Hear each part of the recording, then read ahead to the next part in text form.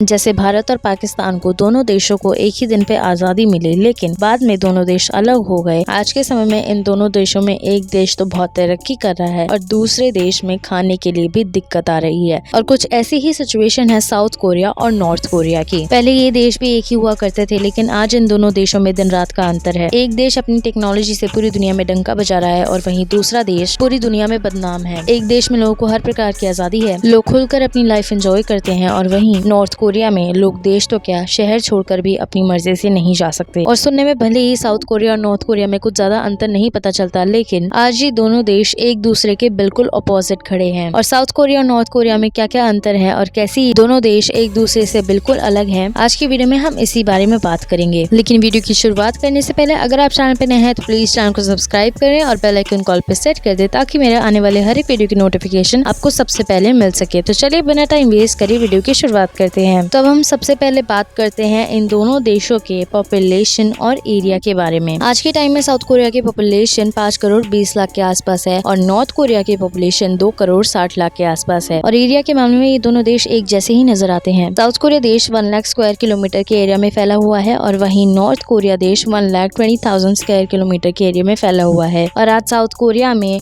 आसमान तक को छूने वाली बिल्डिंग्स देखने को मिलती हैं। इसके अलावा कई आधुनिक शहर भी आपको साउथ कोरिया में देखने को मिल जाएंगे और खाली जगह का साउथ कोरिया में काफी अच्छा इस्तेमाल करके यहाँ पे आपको काफी ज्यादा हरियाली भी देखने को मिल जाएगी। वहीं दूसरी ओर नॉर्थ कोरिया की बात करें तो एक दो शहर को छोड़ के कहीं और विकास नजर नहीं आता। लोग आज भी कच्चे मिट्टी के मकानों में रह रहे हैं। तो चलिए अब बात करते हैं इन दोनों देशों की हिस्ट्री के बारे में। नॉर्थ कोरिया और साउथ कोरिया का इतिहास पहले एक ही हुआ करता था, क्योंकि ये दोनों देश पहले एक ही थे और काफी टाइम तक इन दोनों देशों पर चाइनीज, जापानीज और मंगोल लोगों ने राज किया। देश के हालात बहुत खराब थे। यहाँ पे गरीबी और भुखमरी जैसी समस्या काफी आम बात थी और देश की आधी जनसंख्या को 2 वक्त का ठीक से खाना भी नहीं मिल पाता था। सेकेंड वर्ल्ड वॉर के दौरान जापान कोरिया पे राज कर रहा था और कोरिया से जंग हारने के बाद जापान देश छोड़ के चला गया और 15 अगस्त 1945 के दिन कोरिया आजाद हो गया। लेकिन आजादी के बाद देश में सिविल वॉर चलती रही, जिसकी वजह से कोरिया 2 भागों में बंट गया। 1948 में साउथ कोरिया और नॉर्थ कोरिया दोनों अलग हो गए। पार्टीशन होने के बाद भी इन दोनों देशों में काफी टाइम तक संघर्ष चलता रहा। इन दोनों देशों के बीच कोरियन वॉर 1950 से लेकर 1953 तक चलता रहा। युद्ध के शांत होने के बाद दोनों देश की गवर्नमेंट ने अपने देशों को प्रगति पे लाने की बात कही और कोल्ड वॉर के दौरान साउथ कोरिया का झुकाव अमेरिका की तरफ ज्यादा था, जिसकी वजह से इन्हें टेक्नोलॉजी में काफी ज्यादा बढ़ावा मिला। और दूसरी तरफ नॉर्थ कोरिया का झुकाव रूस और चीन की तरफ रहा और फिर यहाँ पे किंग जंग के परिवार ने रूल करना शुरू किया। और आज साउथ कोरिया में डेमोक्रेसी देखने को मिलती है, तो वहीं नॉर्थ कोरिया में किम जोंग उन की डिक्टेटरशिप चल रही है। तब बात करते हैं इन दोनों देशों की जीडीपी और पर कैपिटा के बारे में। और इन दोनों की जीडीपी में इतना अंतर है कि आप खुद ही देखकर समझ जाएंगे। आज साउथ कोरिया की जीडीपी लगभग $2 ट्रिलियन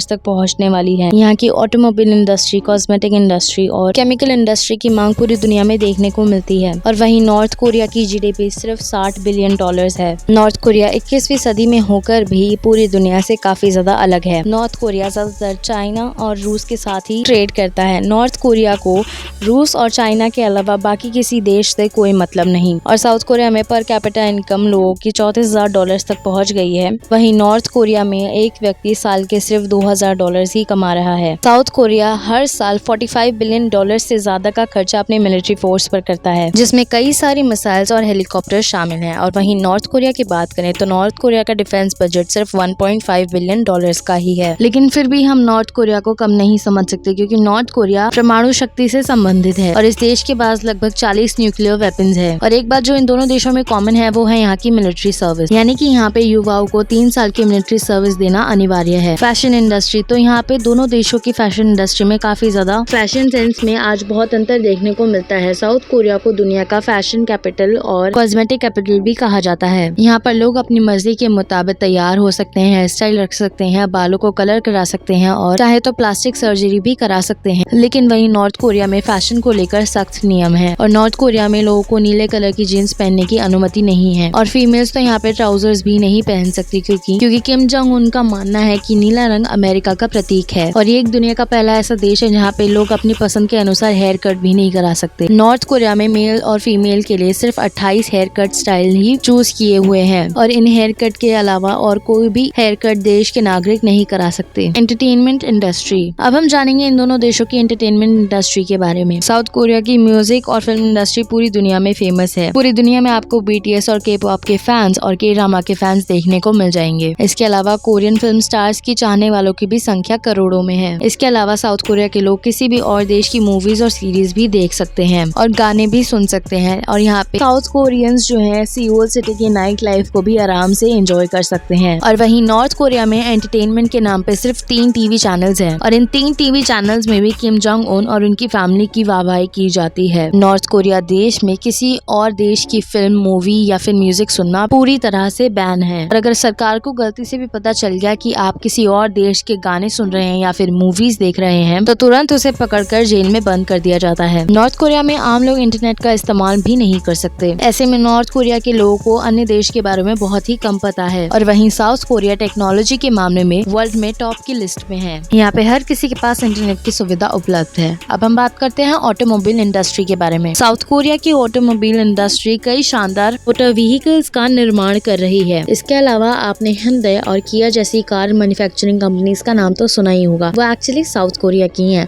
और सैमसंग और LG भी साउथ कोरिया की कंपनी है। साउथ कोरिया में सड़कों पर शानदार और लग्जरी गाड़ियां दौड़ती हैं और वहीं नॉर्थ कोरिया के लोग अपनी मर्जी से गाड़ी तक नहीं खरीद सकते हैं क्योंकि इस देश में केवल सरकारी अधिकारी और अमीर लोग ही गाड़ियां खरीद सकते हैं। गरीब लोगों के पास गाड़ी खरीदने के पैसे ही नहीं है और इसी गरीबी के कारण यहाँ पे सड़कों पे आपको बहुत ही कम गाड़ियां नजर आएंगी और इसी वजह से एक गरीब के लिए गाड़ी खरीदना बहुत मुश्किल है। लेकिन नॉर्थ कोरिया के पास भी खुद की कार मैन्युफैक्चरिंग कंपनी है जिसका नाम है प्योंगहुआ, लेकिन ये साल भर में कुछ ही गाड़ियां बनाती हैं। अब हम बात करते हैं इन दोनों देशों के एजुकेशन सिस्टम के बारे में। और एजुकेशन के मामले में साउथ कोरिया का आज कोई मुकाबला नहीं। साउथ कोरिया की 98% की पॉपुलेशन एजुकेटेड है और इनका एजुकेशन सिस्टम वर्ल्ड के बेस्ट एजुकेशन सिस्टम में से एक है। और वहीं नॉर्थ कोरिया अपना लिटरेसी रेट 100% बताता है। लेकिन ऐसा कहा जाता है कि ये सब सिर्फ नॉर्थ कोरिया अपनी तारीफ करने के लिए करता है। नॉर्थ कोरिया में शिक्षित लोगों का आंकड़ा इससे काफी कम है, लेकिन इस देश में 17 सालों तक के लिए फ्री एजुकेशन अनिवार्य है। लेकिन इस दौरान बच्चों को स्कूल में किम जोंग उन के बारे में ही पढ़ाया जाता है और स्टूडेंट्स को सिखाया जाता है कि उन्हें सिर्फ किम जोंग उन की फैमिली को ही सर्व करना है। और नॉर्थ कोरिया में हायर एजुकेशन काफी ज्यादा महंगी है जिसकी वजह से अमीर घर के बच्चे ही कॉलेज जा पाते हैं।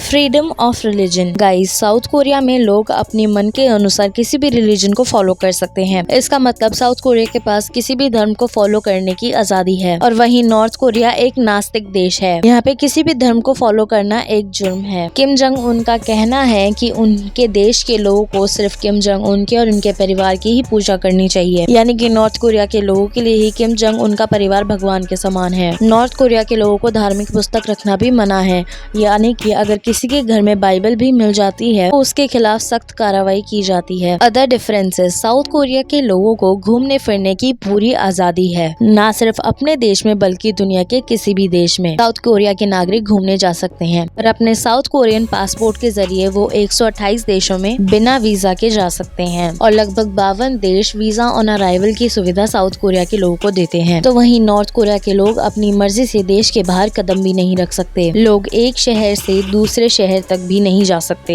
तो वो दूसरे देश कैसे ही जाएंगे। साउथ कोरिया और नॉर्थ कोरिया दोनों में ही कोरियन वॉन करेंसी चलती है, यानी कि $1 900 नॉर्थ कोरियन वॉन के बराबर है। तो वहीं साउथ कोरिया के 1300 वॉन $1 के बराबर है। तो गाइज, ये थे नॉर्थ कोरिया और साउथ कोरिया के कुछ इंटरेस्टिंग फैक्ट। तो गाइज, आपको ये वीडियो कैसी लगी हमें कमेंट करके जरूर बताएं। वीडियो पसंद आई हो तो वीडियो को लाइक कर देना और चैनल को सब्सक्राइब कर देना। तो मिलता है सबसे हमारी अगली वीडियो में, तब तक के लिए थैंक्स फॉर वॉचिंग।